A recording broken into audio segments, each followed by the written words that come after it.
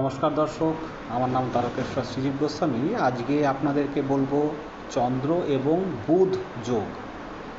চন্দ্র এবং বুধ যদি এই রকম দেখতে পাওয়া যায়, এই যে স্থানটি হলো বুধের স্থান, এই যে স্থানটি হলো চন্দ্রের স্থান, এই রকম যদি চন্দ্র বুধ একই সরলরেখায় যদি কোনো রেখা দেখতে পাওয়া যায়, তাহলে জানবেন উভয় জাতক জাতিকা বুদ্ধি ও স্মৃতিশক্তির প্রখরতা প্রচুর পরিমাণে বৃদ্ধি পায়।